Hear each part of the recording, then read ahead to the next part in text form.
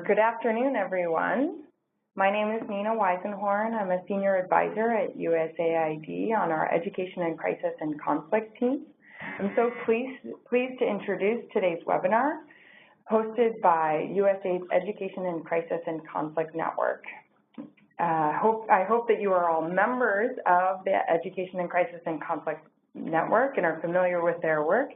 But if you're not, just a friendly reminder that ECCN is USAID's forum for collaboration, networking, information, and knowledge sharing between USAID staff and USAID's implementing partners. And the purpose of ECCN is not just to share knowledge, products, and to develop tools and resources, but also to improve the quality of our education programs and ensure that we are equitably increasing access to education for children in crisis and conflict-affected communities. The ECCN focuses on 4 key priority areas. They include safer learning environments, improved programming, enhanced equity, and stronger local institutions. And I hope you take the opportunity after this webinar to check out some of the tools and resources that are available on ECCN's website. So to start today, we're going to do a brief introduction from myself as well as from USAID's Acting Education Director, Office Director in USAID Mali, Shannon Taylor, and then we'll hear a brief introduction from Boubacar Bokoum, who is the Chief of Party for EDC's USAID Education Recovery Support Activity. Following Bokoum's introduction, we'll then go through a review of the RERA results to refine the Accelerated Education Program Design, which will be shared by Aude Vescovo, who is EDC's and the ERSA Monitoring and Evaluation Director in Mali. She'll also provide a summary of how strengthening accelerated education has included a focus on social and emotional learning and resilience. We'll also get an introduction on ERSA and the accelerated education principles, and a review of the program from Sylvain von Mende, who is EDC's pedagogy specialist. We'll also get insights from Daniel Levin, the monitoring and evaluation advisor for EDC, and then return back to Shannon Taylor for questions and a moderated discussion. Please, as we're going through today's presentation, take the opportunity to go ahead and input chat or any of your questions or comments in the chat box, which you'll find on the lower right-hand corner of your of the WebEx webinar. If you don't see that option, you'll see at the top of your window a blue chat function, and that can turn on the chat function. So please go ahead and put in questions, and we'll be sure to either address them throughout the discussion today or come back to them at the end when we go through our moderated discussion. So, but to begin, first I'd like to provide a little bit of context around why I'm so pleased that we're having today's conversation. In April of this year, USAID's Office of Education and our Education in Crisis and Conflict team set out a new learning agenda. This learning agenda was developed in collaboration with many of you who may be on the phone, with other partners and thought leaders in education in crisis and conflict. And through a collaborative and a comprehensive process, we were able to develop and refine a whole wealth of questions that we want to learn about and through our programs to a core set of 10 questions focused on 5 different priority areas. And today's conversation helps us to advance that learning agenda. In particular, the ERSA program and the learning from the ERSA project in Mali is helping us to answer some of our key questions on equity, which you'll see on your screen, and some of the key questions on student well-being. So, but in developing our questions for equity, we also built our questions to align specifically with the learning agenda from our partner organization, the Accelerated Education Working Group. If you're not familiar with the Accelerated Education Working Group, let me just give you a little bit of background. The Accelerated Education Working Group began in 2014 by UNHCR and is a collaboration of like-minded partners, including USAID, the Education in Crisis and Conflict Network, Norwegian Refugee Council, the International Rescue Committee, as well as other partners. And in 2014, we came together and were reflecting on the proliferation of accelerated education programs around the world, and noting that these were particular to crisis and conflict-affected environments where many children and young people had missed out or had gaps in education. So the working group was formed in order to bring greater coherence to accelerated education programming and to develop resources that could improve the quality of those programs. So today's webinar will be structured around the guiding principles that were developed by the Accelerated Education Working Group and builds on the case studies that have been developed looking at how those accelerated education principles have been applied in other contexts. And so we're so pleased that you'll be able to find a write-up of the ERSA program and an analysis directly relating to the accelerated education principles on today's event website under resources. So again, when you have the time after today's webcast, please go back to the website and visit and download that case study. So finally, I want to circle back to the question, the second area, which is the student well-being questions. USAID's Education in Crisis and Conflict programs have been developing and evolving over the course of our strategy. And here again, we see a growing need and a growing, I would say, awareness within our programs that social and emotional learning is critical to and a key component of some of our more successful education in crisis and conflict programs.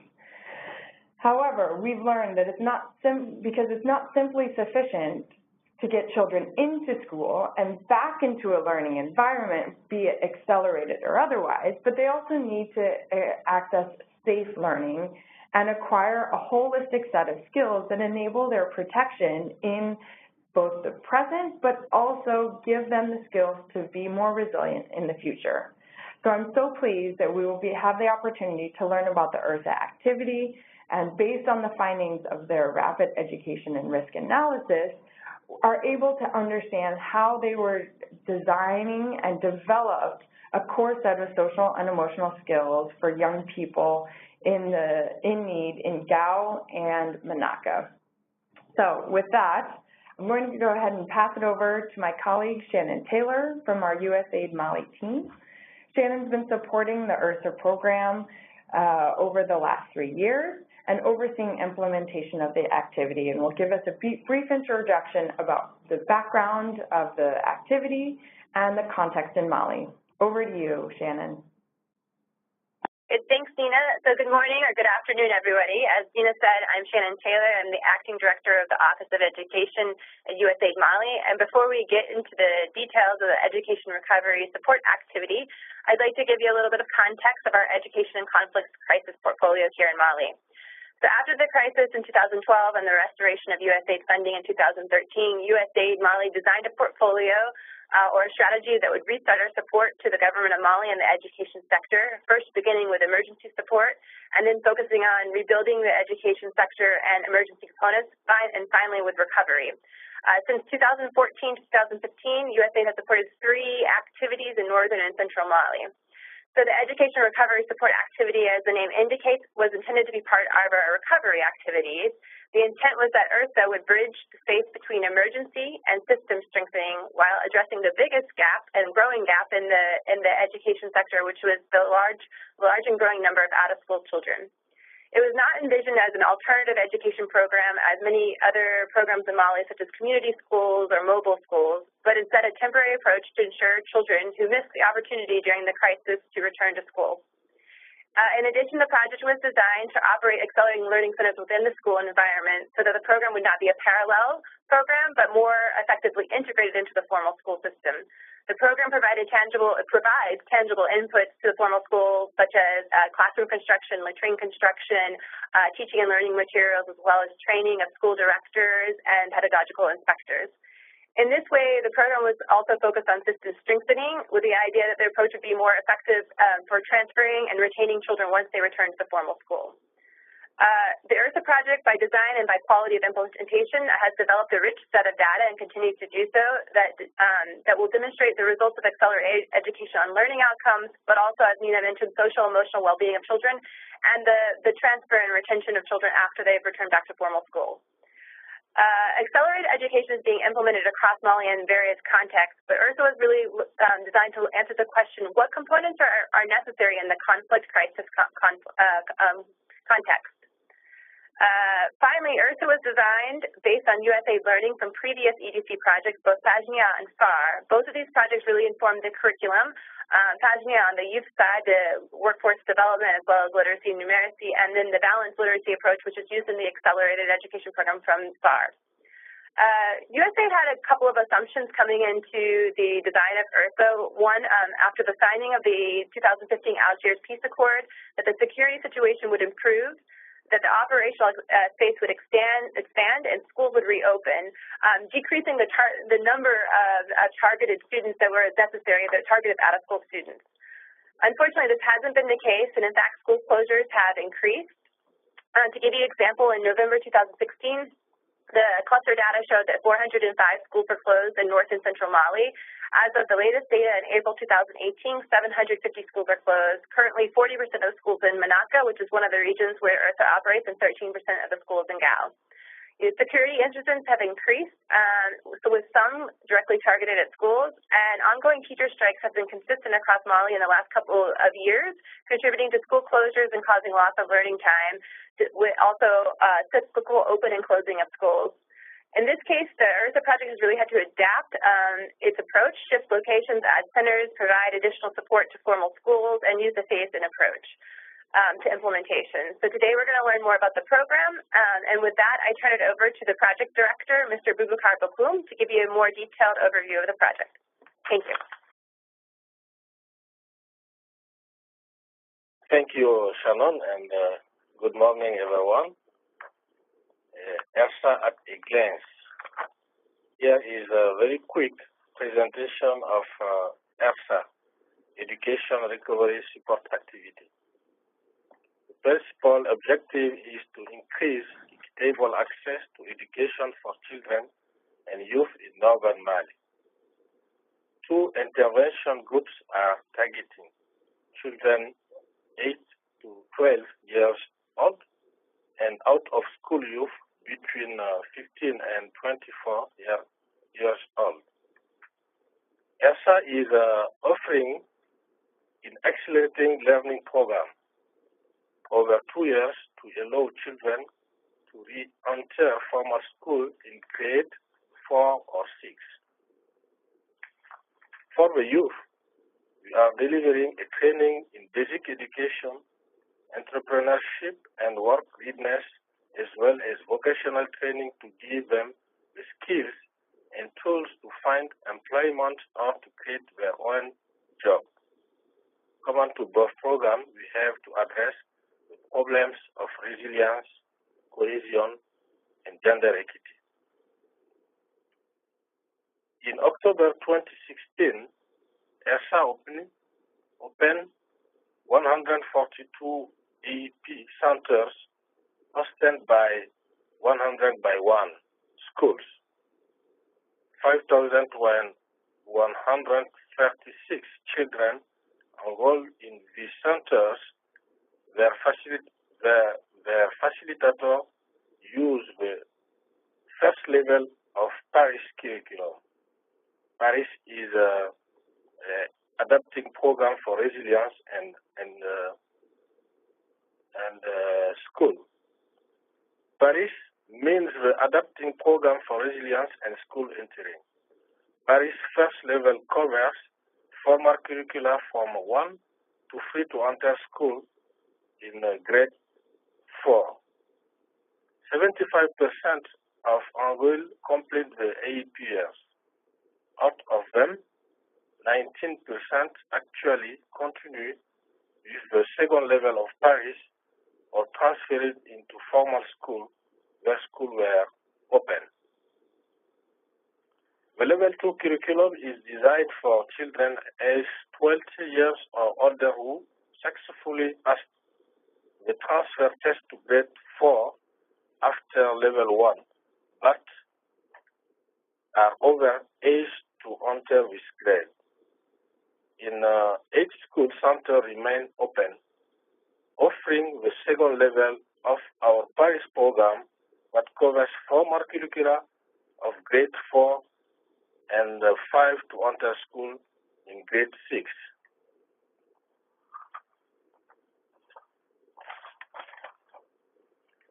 In October 2017, ERSA opening 68 new Paris centers in 49 new communities. 2,446 children enrolled. Students' assessment was complete last week. Next October, 85 AEP centers will open.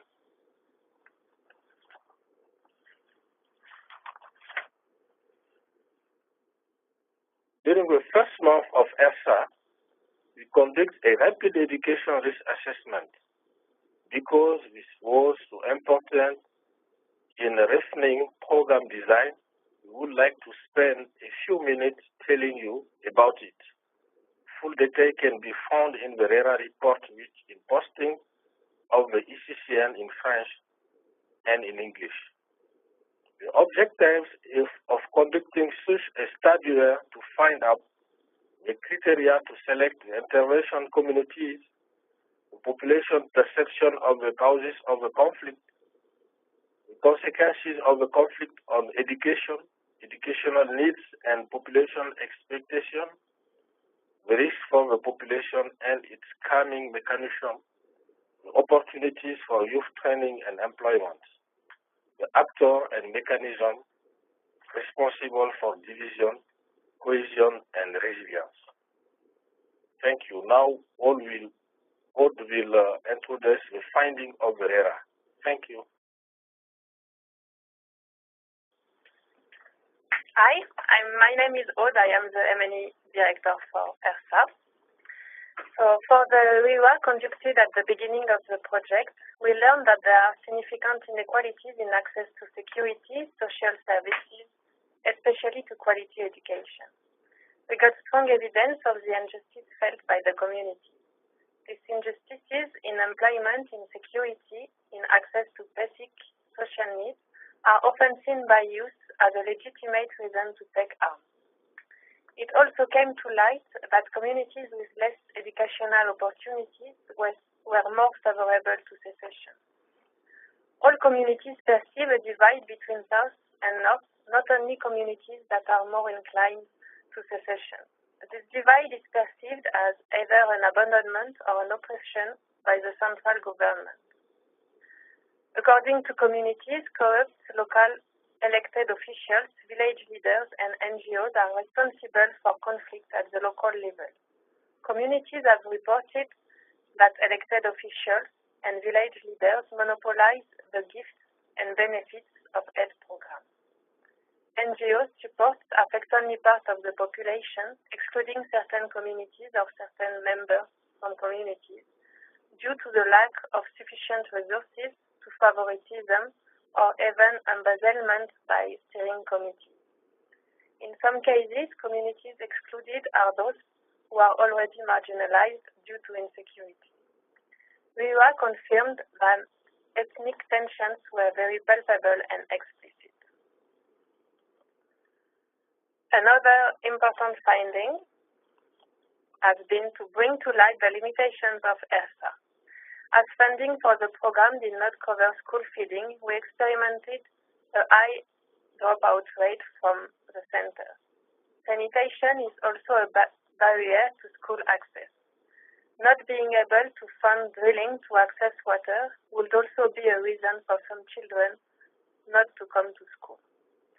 For better safety, it would have been good to build a fence around the school, but this was costly and could not be included in our budget. As a result of the RERA findings, we reviewed our process to select intervention communities, prioritizing the more disadvantaged communities without taking into account the distance or the security concerns, therefore without taking into account cost efficiency criteria. We also decided to widen the dialogue for selection to all the stakeholders, so our selection will not be an arbitrary or unfair process. We made our community mobilization approach stronger based on an inclusive steering committee at the community level, including youth, teachers, women, leaders, and a regular assessment of steering committee's legitimacy by the whole community. RERA has revealed considerable needs on the part of formal school systems. So we revised our strategy in order to impact formal education through AAP.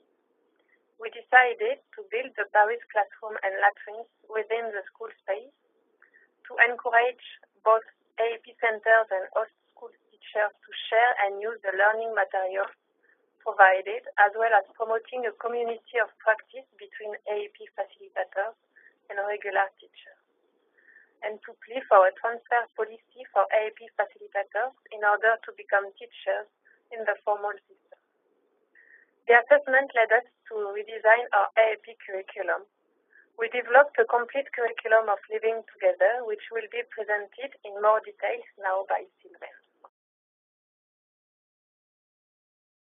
Thank you all.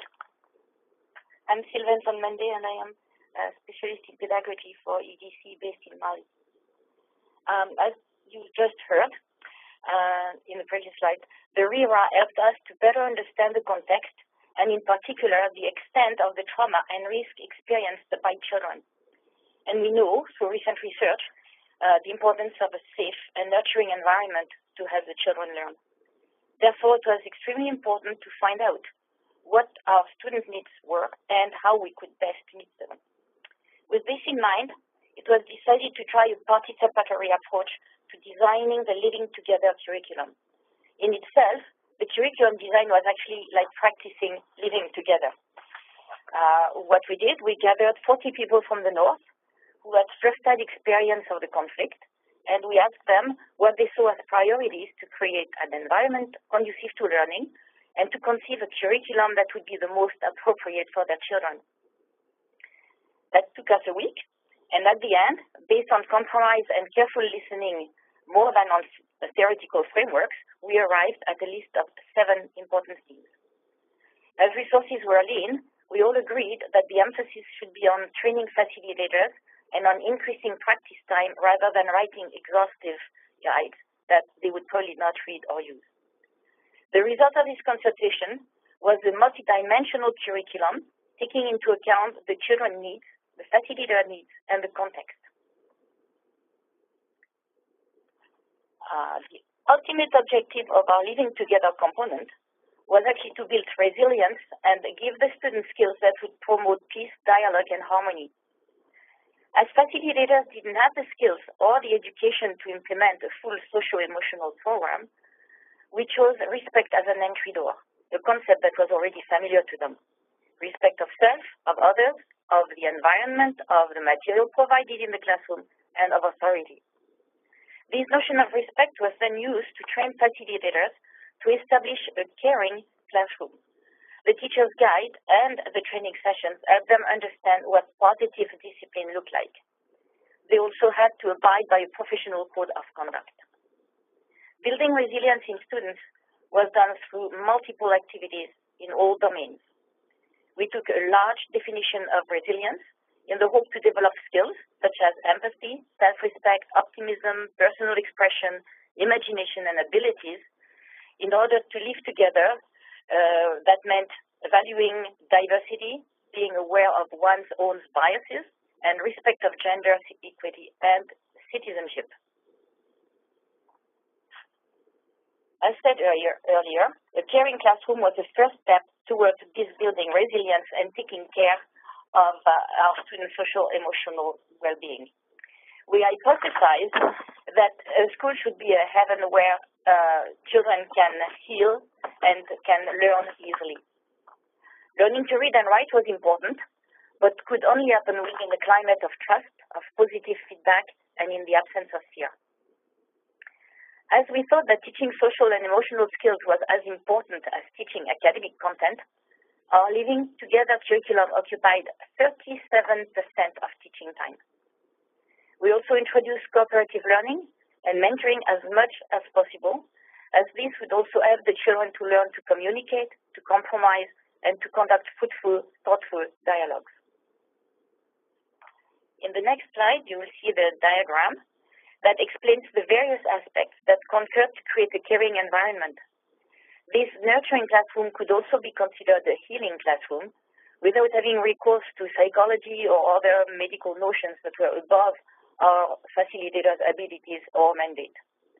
The pedagogy itself was a learner-centered pedagogy and gave a lot of space to students to express themselves, to be themselves, to allow talents to be shared, to feel free to say they didn't understand, and to stand for their rights and physical integrity. It promoted a participatory approach to classroom life. In the next slide, we will take a closer look at the 7 themes collegially decided upon and deemed the most important for our students. So our first 4 themes were, first, the shared values. Tolerance, honesty, and many others are actually virtues that can be developed through a variety of activities. Most of these activities were based on Gardner's multiple intelligence theory in order to reach all students at one point or another. The next one was the healing classroom. Facilitators were asked to be sensitive to all children's needs. Their well-being took many shapes, such as positive feedback, leadership, mentoring, sports, arts, or open discussions in a non-threatening climate. The number 3 was health and hygiene. Health was a priority, especially by teaching students to recognize warning labels for toxic waste or other dangers. This theme also covered taking care of one's own body through nutrition, sport, or awareness of factors contributing to serious illnesses such as dysentery, fever, or cholera. Then the number 4 was citizenship. Patriotism was important to the Northern people because it was a theme that would bring together the students to think of themselves as Malians with a common flag, a common anthem, and a common history. This was a way to bring a sense of belonging and to unite efforts towards one common goal, rebuilding the nation. And to continue, we now are at theme number 5, which is children's rights. We used the 10 rights defined by UNESCO in 1959. As these rights do not separate girls from boys' rights, we added an equity dimension in the teacher's guide for a caring classroom. For each right, children to reflect on the duties that are linked to it. Number 6 addressed the harsh problem of safety. The most sensitive zone of dangers was the road to school, which is unfortunately common in a conflict zone. Students were made aware of dangers such as explosives, accidents, rapes, or recruitment by armed groups. Our last theme was about preventing sexual abuse and violence. As we couldn't change context of society, we tried to build in students the idea of assertiveness and body integrity to identify improper conduct from others, whom to go to find help, and to find the strength and confidence to say no. To measure resilience, living together, and safety outcomes, we also designed tools and protocols that Daniel will now present.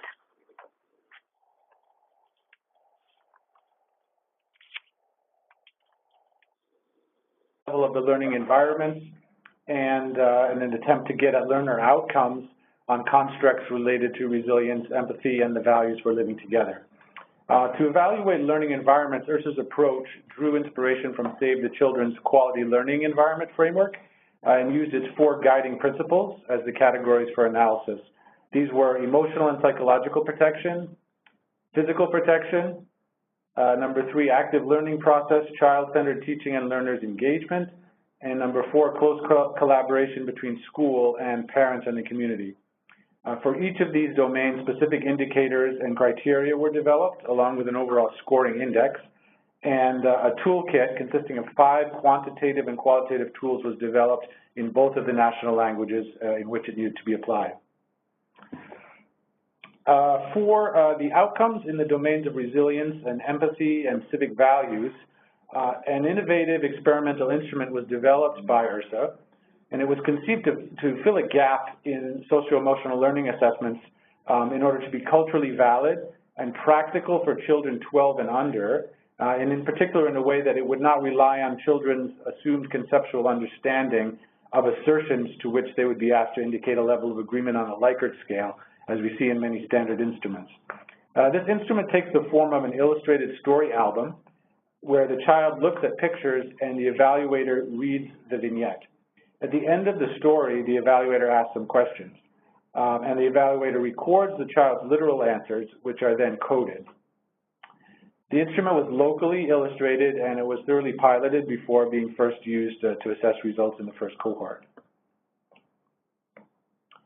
So results were encouraging for the learning environments.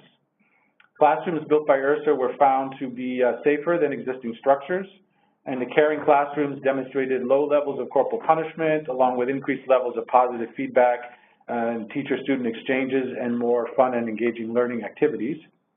And although children did show significant improvement in their capacity to express themselves, overall, results from the Resilience and Living Together instrument were underwhelming and somewhat inconclusive. As mentioned, this measure was exploratory, and we are continuing to analyze the various possible contributors to these assessment results. We're considering whether the instrument, and especially the coding system, was perhaps not sensitive enough to detect some changes, and we'll be developing and piloting a second version. We're looking to increase the data also that we collect on fidelity of implementation of the Living Together curriculum to have a better sense of the degree to which its various elements have been implemented as designed. We do suspect that facilitators' own, as well as ministry agents' own conflict-related stress and emotional issues have inhibited thorough application of the Living Together curriculum, particularly in the social and emotional domain. And moreover, we realize that tolerance towards other ethnic groups and acceptance of gender equality involve certainly deeply rooted societal attitudes, and it can't be expected that these can be easily shifted within a school intervention of less than 1 year. And indeed, while the conflict is ongoing, there are often events that could occur that could even cause regression in some of these areas. So I'll turn it back over to Aude now, who will discuss the Accelerated Education Working Group's principles as they apply to ERSA and what ERSA has learned from its comparison to them. Thank you. Thank you, Daniel. As you know, the AEWG launched a set of principles to guide the design and implementation of accelerated education programs. The principles are grouped in 4 categories: learners, teachers, program management, and alignment with Ministry of Education and policy framework. The full guide to the principles provides a discussion for each principle, listing action plans, giving examples and challenges to consider. During the field test phase of developing the principles, ERSA was selected to be a case study in late 2016. Due to high security risks, AEWG researchers were not able to conduct on-site interviews and observations. Researchers and ERSA staff continued to discuss the principles' relevancy in ERSA context and on ERSA's alignment on them. With the launch of the AEWG principles in late 2017, we prepared a case study in which we assessed ERSA inputs and strategies against the principles. The case study is found on the website for this webcast. It provides details about an AEP operating in an active conflict zone, and it invites to think about how the principles might need to be adapted when designing programs for conflict-affected regions. This presentation will focus on 5 principles out of 10, but the case study deals with all the principles. If you have downloaded a copy of the principles from the resources section of the webcast page, you can follow along. In the next slides, we will not go through each action point. We will explain important actions that were considered and the good practices that came out of them. Let's start with Principle 1. Children targeted by ERSA have not been enrolled in formal school due to a combination of factors. Conflict interrupted their schooling or prevented them from enrolling. They are disadvantaged or marginalized due to gender, poverty, distance to school, and are coming from disadvantaged communities within a village. Age range was adjusted with the ministry. Discussions on that point are ongoing as the ministry is planning to design a national strategy for AEP. To meet specific needs of all these children, both male and female, ERSA constructed separated latrines, trained facilitators in caring and equitable practices, developed learning contents on gender equity. According to our experience, one important consideration for IEPs in conflict contexts is to develop an explicit strategy for equitable selection of IEP seats and for enrolling all eligible children in a selected community, even if it requires to open 2 or 3 centers in the same village. That means programs have to find a balance between achieving quantitative targets and respecting equity principles that support smaller and hard-to-reach communities, particularly those most affected by conflict. From a pedagogical point of view, a good practice is to give preference to adaptable and differentiated approaches in order to meet the needs of all the children, especially those who have never been to school before. Let's go on with Sylvain and principles. So while developing the curriculum of an accelerated program, we had to make choices. ERSA chosen a balanced literacy. This approach, already in Mali, is learner-centered and allows for differentiated pedagogy within a very heterogeneous group, which is the case for Paris centers. The math program was elaborated following the principle that understanding was more important than content. We have already talked extensively of the third component, so I won't come back to it, the living together. However, one non-negligible source of long consideration and debate was the choice of the language. French was chosen for language arts and math, as it was the language used in the formal schools where the students would eventually be placed. However, the national language was kept for the living together component that was essentially oral. We also considered other factors, such as ethnic rivalries, cost of creating or translating new material in a sometimes unstandardized language, lack of translators, strong opposition from the parents, as RERA had indicated. Choosing a national language over another could potentially become another dividing factor. From ERSA's experience, AEP in conflict context should take a closer look at the following considerations. One, when developing social-emotional learning and life skills materials, make sure to include key stakeholders from conflict-affected areas. Two, it is essential to conduct social-emotional learning and life skills activities in the local language to ensure that students and their facilitators are completely comfortable and can communicate openly and easily.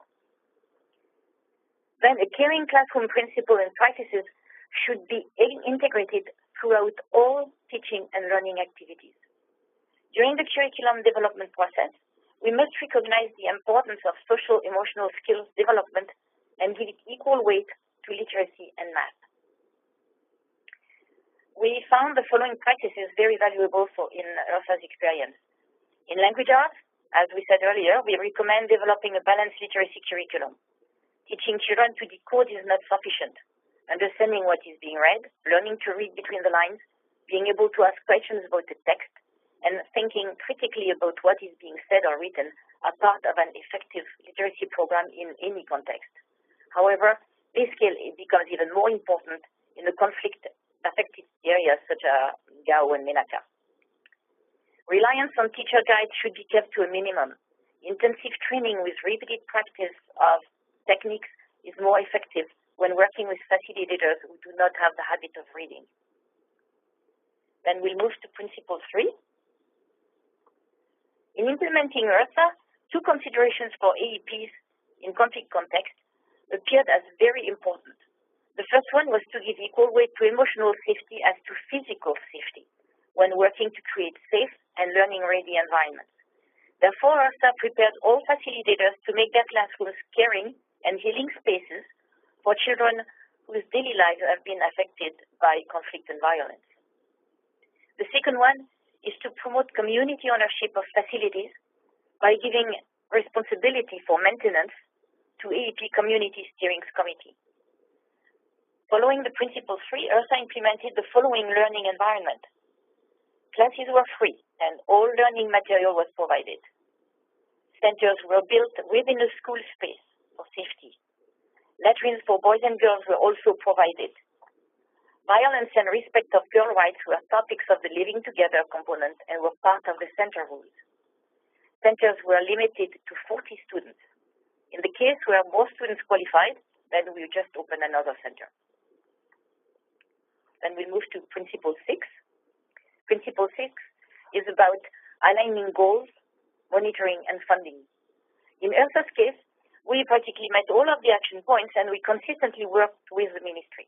The goals were first established with the ministry. The facilitators' training was accompanied by ministry's agents, and the supervision was done by ministry's agents. As for the previous principles, we have important considerations for AEPs in conflict context. The funding mechanisms for AEPs are more effective when they allow the design of projects that address multiple risks. So that would be safety, security, food insecurity, gender-based violence, ethnic tensions, and unemployment. Children need access to food and water during the day to be able to focus on learning.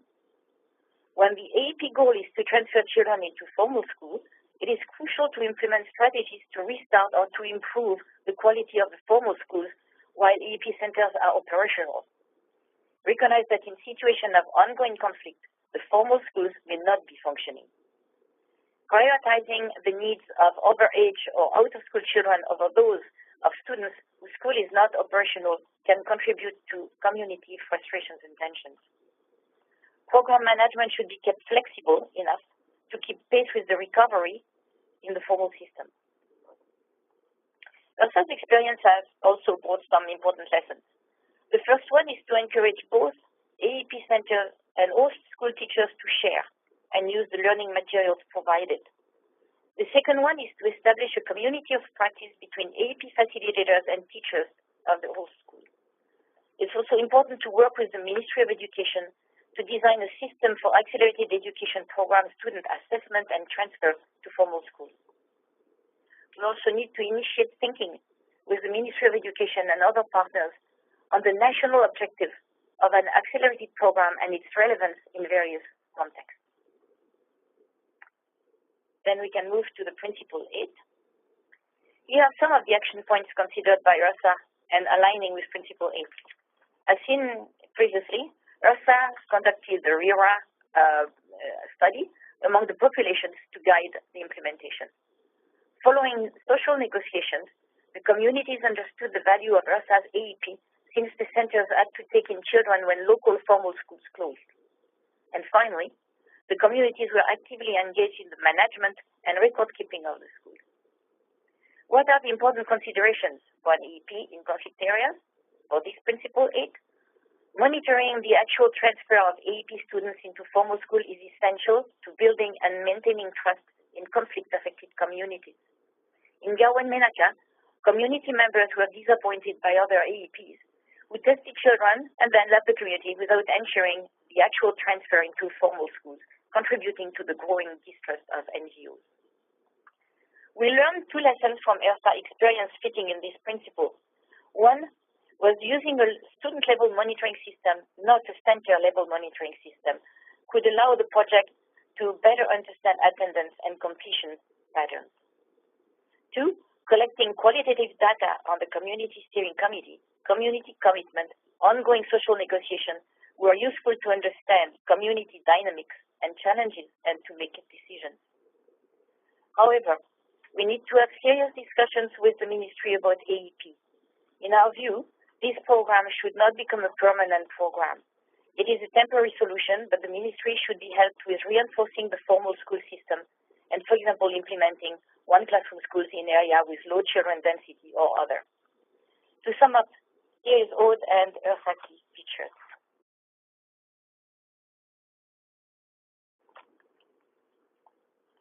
From the pedagogical side, the first key point is the use of balanced literacy, a set of techniques allowing differentiated instruction and meeting the needs of all children, as well as the use of new instructional approach for math, focusing on understanding and mathematical reasoning. The language of instruction is also key. French is used for literacy and math instruction for all reasons Sylvain explained earlier. 1/3 of instruction is devoted to resilience and living together to give students the best chance to heal the conflict ones, to express themselves freely, to develop empathy and forgiveness. Related contents were developed with local stakeholders in order to be as close as possible to Northern realities and priorities more than theoretical frameworks. In addition to activities developed for implementation with children, facilitators are supported to create a nurturing and caring classroom. Finally, we expected a spillover effect by impacting the formal school system through AEP, thanks to learning communities between facilitators and school teachers, materials sharing, and by training host school principals and school management committees. One great challenge is to implement efficient instructional approaches, including differentiated pedagogy, when certified teachers, ministry trainers, and supervisors are not available and access to professional development is difficult. Let's go to the next slide. Thank you. A second point for reflection is equity. I think that AE principles should place more emphasis on equity. Actually, the 11th AE principle should be the AEP does not reproduce inequalities, but rather reduce them sustainably. Inequalities have to be deeply assessed, and a continuous dialogue has to be initiated with authorities that are not always aware or sensitive to these inequalities. Programs' results should be measured considering both overall quantitative targets and reduction of inequality. If not, exclusive focus on quantitative targets leads to neglect of low-density areas, which are in Mali nomadic Tamashek areas. Since an AE center needs to be located near an open school, communities without a school or without a functional school cannot benefit from an AEP center. Thus, the same communities benefit from both formal schools and AEP centers, and other ones have no educational option at all. That is why initial AEP design should plan both accelerated learning and school recovery and reinforcement. Implementing an AEP in conflict settings implies to deal with insecurity. Adapted and updated security procedure can be useful. Implementation through local partner NGOs is usually seen as a way to reduce risk. However, it is more a way to transfer risk than to reduce them. To reduce risks, sufficient funds should ensure agents traveling under more secure conditions, budgeting vehicle rental fees, local airfares, traveling days. AEP should also plan sufficient compensation for risks taken by field agents, danger pay, insurance, resting days. The last point of reflection is related to the national objective of AEP. Mali has no clear vision of AEP objectives. Instead of being viewed as an answer to a specific conflict situation or to a punctual issue of access to school, AEP is seen by the ministry as a permanent alternative to formal school and has existed in Mali for more than 10 years. This strategy on a permanent basis allows the formal school system to be inefficient to enroll and maintain students, as out-of-school children now have access to an alternate program. regardless of the context. Consequently, few actions are taken against the fragility of formal schools where AE students are supposed to be transferred. This concludes our presentation. Nina and Shannon will now moderate discussions and questions you may have. Great, thank you very much to Aude and team for the thoughtful presentation with a lot of interesting data and also questions to think about. I want to give a big thanks again to the team for the quality of the work. USAID Mali has been very pleased with the implementation of the program in such difficult circumstances, and also to the Education Conflict Crisis Network for allowing USAID Mali to contribute to the learning we're having from this program to the larger global community.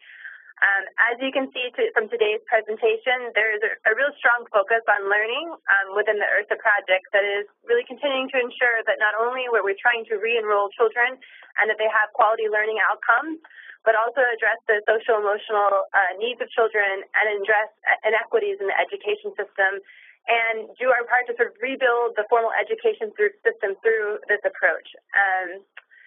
ERSA is really responding to the need of, from USAID's perspective of how we can explore and how to advance this continuum between humanitarian assistance and emergency needs to really the development needs and have coherence between the two approaches.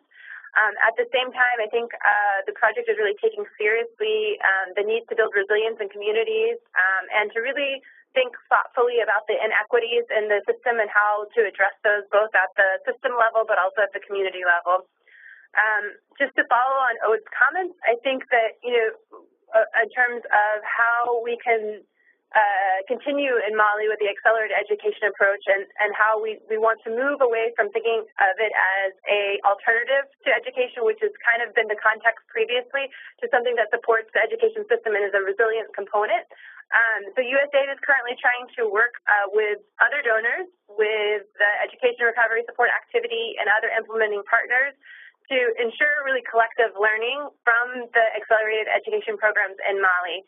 A couple of things we've done to date, it's a little bit of a slow process, but we have established a technical committee that's begun reviewing approaches to accelerated education based on the global principles. Nina was able to join us for that sort of kickoff meeting here. We're working with the Ministry of Education currently to establish the best way that we can capture all the learning that's happened to date and the evaluations of accelerated education in different contexts so we can compare that learning and have a way to move forward on establishing standards and to guide the ministry in terms of accelerated education. And as mentioned by Aude and Sylvain, the objective of accelerated education is not to provide this alternative to the formal system, but instead to provide an interim approach to ensure out-of-school children are back to school. In Mali, we see, from our perspective, that this approach will have to continue to be implemented as the number of school closures and the number of out-of-school children increases in both northern and central Mali. But we really want to see how we can bring partners together to ensure that those approaches are implemented in an effective and quality way. With that, I think that I will open it up for questions. I hope some questions have been coming in, and I wanted to thank all the participants, both on the phone and in Washington and around the world. Let's see if we can go to the chat and see if there are any questions coming in. Okay. So I see a couple questions coming in. I'm going to give you a few more moments to start submitting questions. I just want to see, we touched on this a bit. We had a previous question that came in. I'll read it off to you, and it says, how might the ERSA program become an integral part of the Malian education system? So I think we sort of answered that question from the beginning. We're trying to move the idea and the concept of accelerated education away from an alternative education to a temporary approach. We are actually seeing, we're just in the process in Mali of doing our review of the new national education strategy, the 10-year strategy. And as Aude was saying, I think the ministry, there's still some confusion on how to talk about and how to plan for accelerated education. And we still see in that document that is lumped in with other kind of alternative education along with community schools, one classroom schools, and things like that. So we are really not wanting it to become an alternative, but a method to sort of build resilience and to address problems within the education system. Let's go to, so the next question, was a gender analysis conducted, and if so, did it show gender-specific issues? C'est parti de RERA, oui. Okay. Okay. So we actually did, as Aude is reminding me, let me just switch back to the video here. Aude is reminding me, so in addition to the RERA, we actually did hired a local NGO that focuses on gender activities in Gao to do a gender assessment, and some of the same findings that came out of the RERA came out of that gender assessment. One of the activities that ERSA is working on now is to put together a resource of resources in terms of like services for GBV and other services within the area to have as a resource for the partners in that area.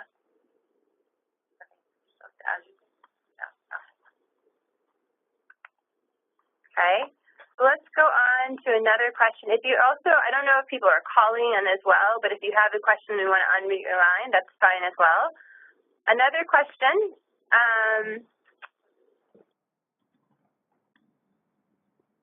Okay. You want to respond to that? That's the question about the RERA findings, and NGOs might train for stigma in certain schools, communities, because they are excluding them from programs due to security concerns. So what recommendations do you have? First, we have to provide the best conditions for people to intervene in this area of high insecurity. So that's the first step.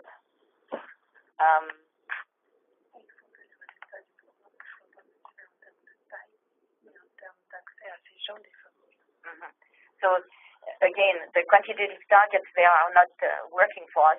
What we want is to make sure we access people that have problem accessing education, not so much looking at numbers, but looking at difficulties in accessing. C'est une analyse coût-efficacité qui fait qu'on ne va pas dans ces zones. Yeah, because of the analysis cost efficiency, that makes people not to go into these areas because it's not efficient. However, these are the people who need it the most. Good. I hope that answers the question coming from Abby. Are all guides accessible to everyone for use? Oh, sorry, are all guides, the learner guides, yes. Yeah. So all the curriculum and the guides and the living together curriculum, as well as the tools for analyzing, if I'm correct, the tools that you guys are using are accessible and open. I believe that we don't have them up on the ECCN website, but they are certainly available if other programs want to use them or learn from them. Okay, so given the ongoing condition of conflict in northern Mali, the assumption that the accelerated education program would be temporary may have to be revisited and suggest the importance of a policy program for AEPs by the national education system. Is the dialogue underway? That's coming from Yolande. That's coming from Ash. So Ash, I think we might have answered your question.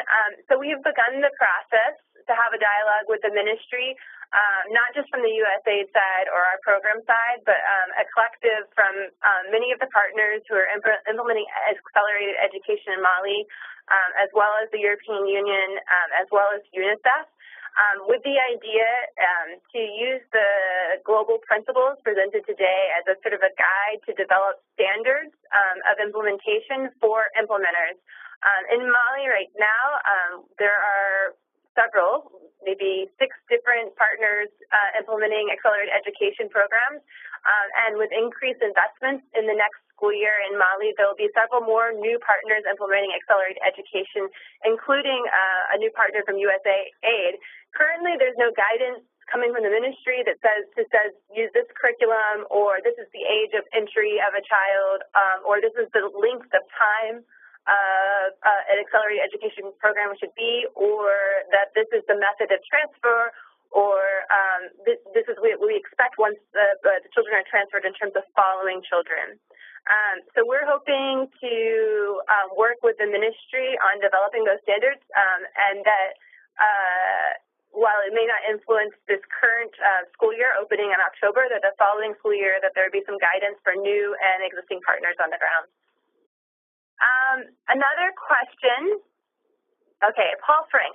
At one point, the presentation said that discussions of social emotional learning issues should be conducted in the national language. Later, the point was made that bilingual approach helps heal conflict wounds. What does adding French contribute to healing process? Okay, so just to clarify, so the Accelerated Education Program under ERSA uses French for the literacy and mathematics curriculum, but for the living together and caring classroom component, uses the national languages of Songhoy and Tamashek. And the finding was that there was two reasons. So in Mali, there is approach to accelerated education, which uses the national language located in the area. There's 13 different national languages here, but the national language at the beginning of the program for the entire curriculum and then transitions to French. But when ERSA did their assessment and their RERA, most of the schools that they assessed are going to be classic schools, which are French language schools. Therefore, it didn't make sense to do to start the learners in the national language in a short period of time of 9 months and then transition to French.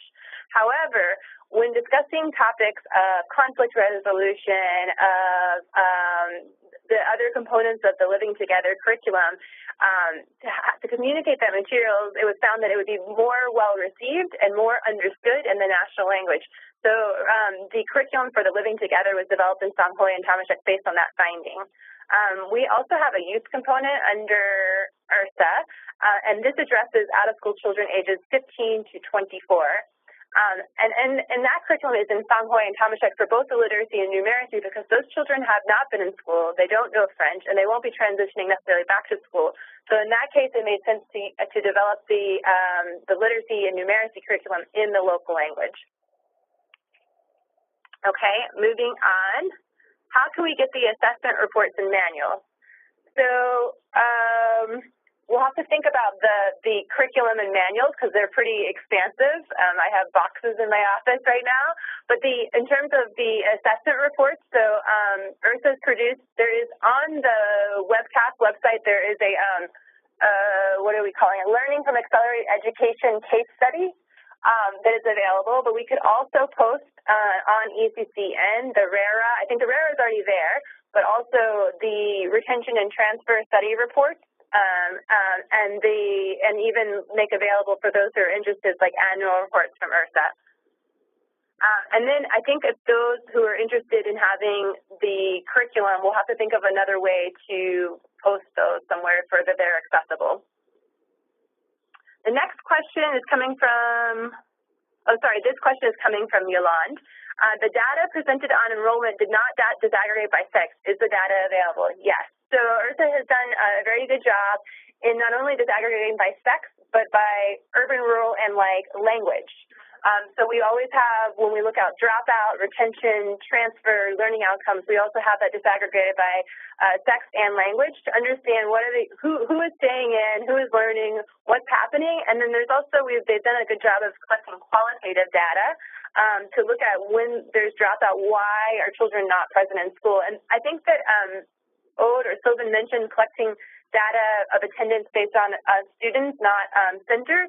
And one of the benefits of that has been able to kind of have a qualitative understanding of when we're losing children, where are they going? Are they nomadic communities and moving? Are their parents not wanting them in school? Are they switching to Quranic schools? What is the reason for their dropout?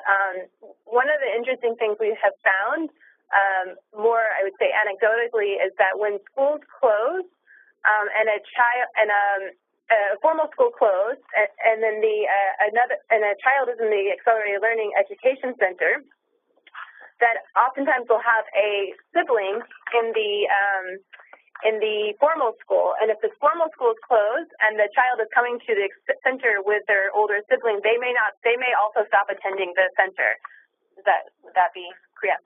The formal school closing, even though the children are not enrolled in the formal school at the time, also has an impact on the attendance in the center. In terms of just exact data, it just pointed out to me on page 13 of the case study, you see by age and by age for cohort 1 and sex that so on page 13 you can find the disaggregated a sample of the disaggregated data. I want to just open it up if there's anybody else on the line or in USAID Washington, Nina or Daniel, do you have any, please jump in here with any response, or the other EDC team, if you have anything to add. Not to add, actually, I just wanted to bring attention to another question I saw in there from Sabine about the actual process of using the RERA and other assessments like that. I think we were discussing here how the RERA that was done on this project was really quite exemplary, and it was really an early use of the RERA. So if Ode or anyone would have anything to say about the process of taking, a tool that was designed by somebody else and then bringing it to bear on their own project, and what advice they might have for doing that. She said it was not easy.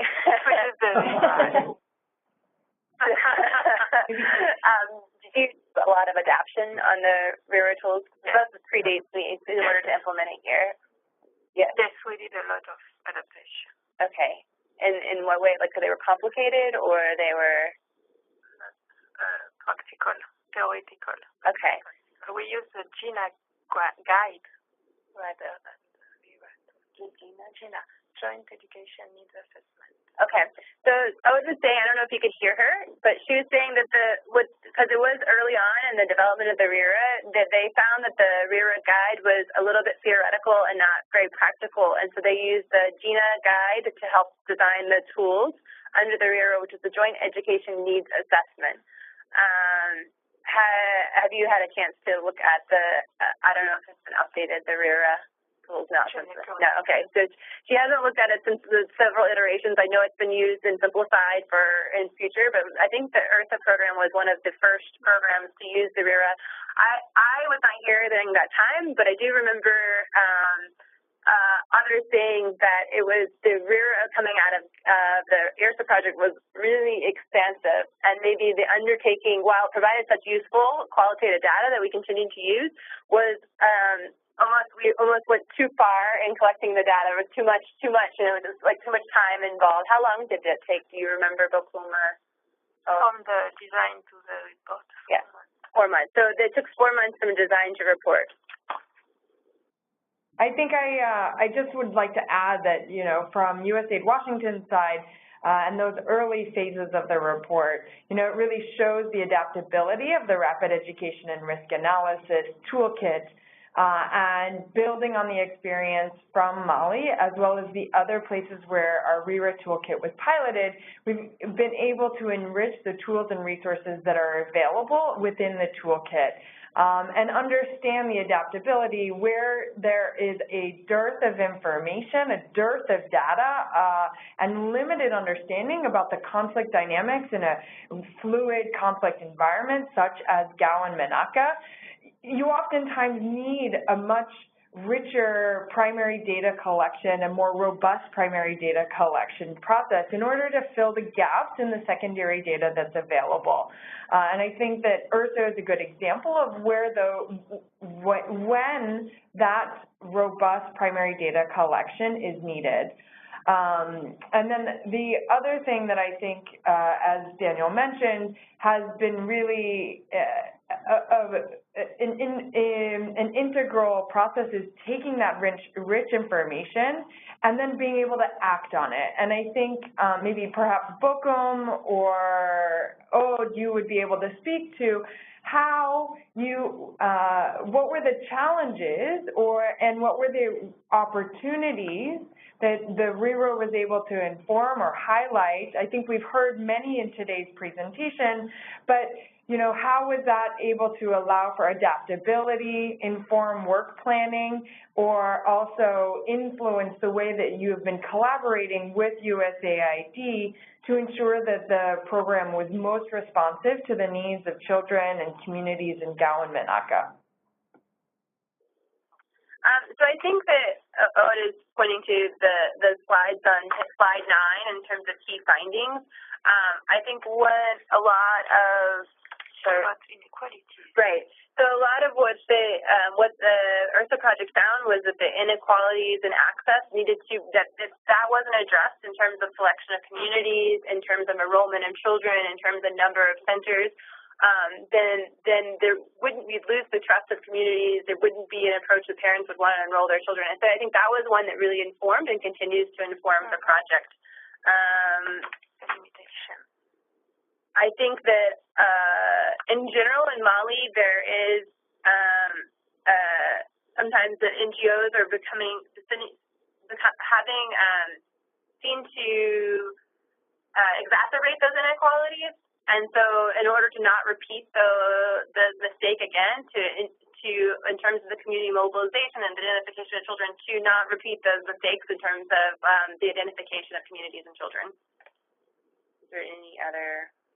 The limitation because we cannot really to access what the... Oh, yeah. So one of the limitations that was highlighted, so we've had this discussion ongoing. So at the design of the project, the USAID did not put any WASH funding in, and basic education money is not able to be used for school feeding. However, in a conflict crisis setting, we know that providing basic needs to children, and especially in an educational setting, is important not only just to provide those needs, but also to encourage attendance. And so the project is using basic education money to address sanitation with the separated latrines, but it wasn't able to provide water. And I don't know if you know off the top of your head how many schools approximately, or percentage, do not have access to a water point, but okay, but half. And one-third. Around one-third don't have access to water. So that's an issue. The school feeding component continues to be an issue in Mali. USAID can't fund school feeding with basic education funds, and currently only about 20% of schools in Mali are covered. This is whenever we talk to NGO partners, talk to communities, talk to school directors, or parents. This is one of the number one things that they talk about in terms of reopening schools and maintaining schools opening. We're looking for solutions often with other partnerships, but it is a long process. Et le troisième, c'est l'état du système formel. Fait qu'on n'a même pas envie de transférer les enfants. Okay. The third thing that is one of the big limitations is that we designed the program to function within the school system with the idea that the schools would already be responsible for those children, would know those children, would be familiar with the system, and therefore the kids would more easily transfer and retain in schools. However, many of the schools that were open at the start of the project are now closed. Or non-functional. Oh, with the quality. Oh, and the quality isn't at a quality level that instills confidence in communities and the parents to send their children there. Great, thanks so much. That's really important understanding for, I think, folks on the phone.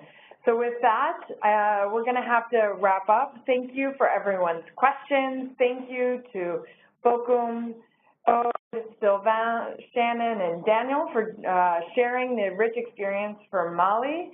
Please go back to the ECCN website. You'll find a link here on your screen to access all of the ERSA materials that we discussed on today's webcast. Within 24 hours, we will also make available the slides and the recording of today's webcast if you would like to share with any of your colleagues or others who weren't able to participate.